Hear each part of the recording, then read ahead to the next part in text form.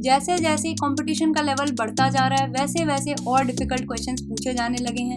अब फ्रेशर से भी पूछे जाने लगे हैं सिस्टम डिज़ाइन के क्वेश्चंस, सिस्टम डिज़ाइन की डेडिकेटेड इंटरव्यूज़ होने लगे हैं। एंड आप सबके माइंड में होगा कि हम इसके लिए कहाँ से प्रिपेयर करें, कौन सा रोड मैप फॉलो करें। सो यार today I am here with a road map video for system design and आज हम डिस्कस करेंगे इस वीडियो में कि क्या एग्जैक्ट स्टेप्स आपको फॉलो करने चाहिए to prepare for these kind of interviews. So make sure that you watch the video till the very end and without any further ado let's get started. पहली चीज़ है आपकी इंट्रोडक्शन। ये शुरू में जो कुछ चीज़ें मैंने डाली हैं these are basics but they are equally important, क्योंकि ऐसा ना हो कि आपसे कोई इंटरव्यू में पूछ ले कि what is system design and आप वो आंसर ना कर पाओ। So these things will ensure that आप उसमें बोल सकते हो। दूसरा है की कैरेक्टरिस्टिक्स, ये भी आपको करना है। अब की कैरेक्टरिस्टिक्स में क्या होता है, बेसिकली सिस्टम डिज़ाइन के जो भी फीचर्स होते हैं जिनकी वजह से हम सिस्टम डिज़ाइन करते हैं, जैसे कि स्केलेबिलिटी, रिलायबिलिटी, अवेलेबिलिटी, अब ये सारी चीज़ें हमें इनेबल करती हैं एक एफिशिएंट सिस्टम बनाने के लिए, तो ये भी हमें जानना ज़रूरी है। फिर तीसरा आता है टाइप्स ऑफ स्केलिंग। अब यार जहाँ तक बात करें टाइप्स ऑफ स्केलिंग की, हमें सबको पता है कि system design is a thing जो हमें इनेबल करता है to scale our product to multiple users, not just multiple to millions of users. तो यार उसके बाद आता है नेटवर्किंग एंड प्रोटोकॉल्स एंड आप देख सकते हो कि मैंने यहाँ पे नेटवर्किंग के कुछ प्रोटोकॉल्स लिखे हुए हैं जो कि हैं TCP, UDP, HTTP, HTTPS etcetera. मैंने यहाँ पे नीचे कुछ नेटवर्किंग की बेसिक चीज़ें भी लिखी हुई हैं like routing, IP addresses, DNS। अब बहुत लोगों के माइंड में क्वेश्चन आता है कि क्या मुझे सिस्टम डिज़ाइन पढ़ने के पहले कंप्यूटर नेटवर्किंग पढ़ना ज़रूरी है? तो यार मैं तो यही बोलूँगी कि ज़रूरी नहीं होता है, आप इसको पहले पिक कर सकते हो, बट आई विल से कि अगर आपके पास टाइम है तो आप पहले वो पढ़ लो, वरना आप अगर ये टॉपिक्स भी पढ़ लेते हो प्लस OSI मॉडल, सो इतना पढ़ लेते हो तो I think that is enough to get a basic understanding of how things are working. इसके बाद हम आते हैं प्रॉक्सीज़ पे। प्रॉक्सी जो कॉन्सेप्ट होता है वो बहुत ज़्यादा इंपॉर्टेंट होता है सिक्योरिटी पर्सपेक्टिव से, एंड मैंने इसके बेसिक्स इंक्लूड कर दिए हैं यहाँ पे, जिससे आपको डेफिनेशन पता चल जाएगी एंड आपको टाइप्स ऑफ प्रॉक्सीज़ पता चल जाएंगी। ये जो 3 टाइप ऑफ प्रॉक्सीज़ हैं सिर्फ इतनी ही नहीं होती हैं, इससे ज़्यादा टाइप ऑफ प्रॉक्सीज़ होती हैं, but these are like almost enough for interviews. Moving forward, अब पढ़ते हैं स्टोरेज के बारे में।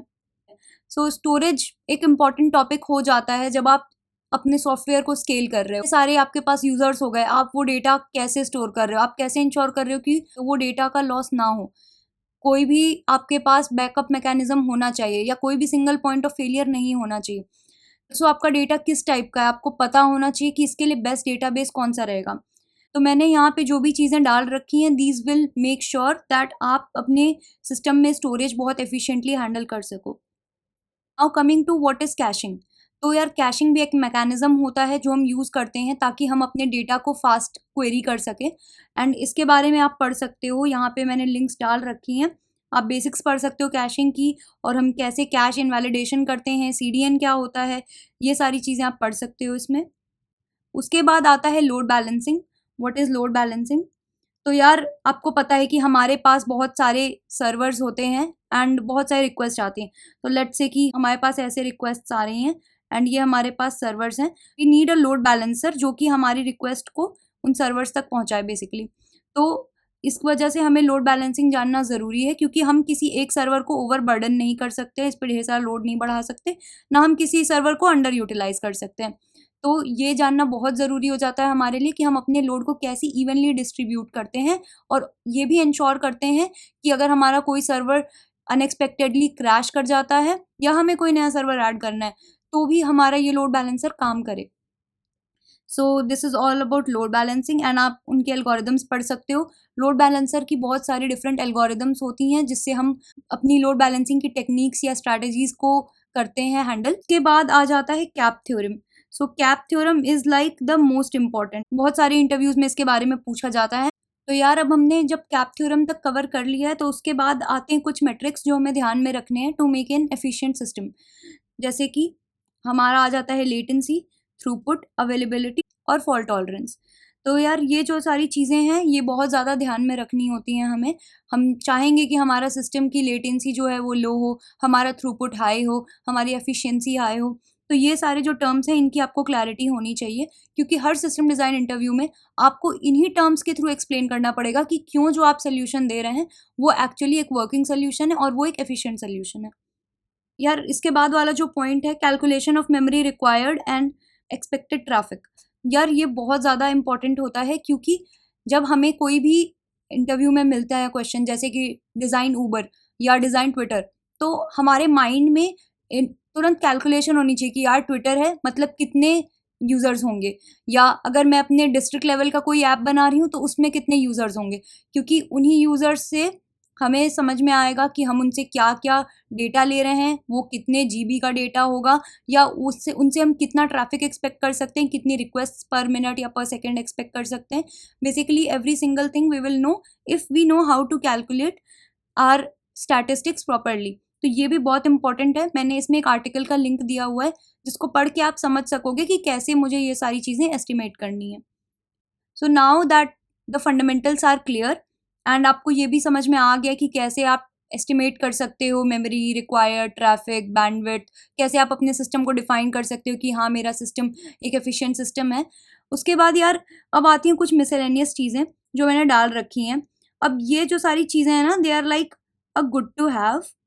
अगर आप एक फ्रेशर हो तो पीपल नो दैट आपने इतने लेवल पे काम नहीं करा है कि आपको ये सारे आर्किटेक्चर की नॉलेज होगी, but if you have even a theoretical knowledge तो it gives a good impression. It is not very difficult to grasp और एनीथिंग।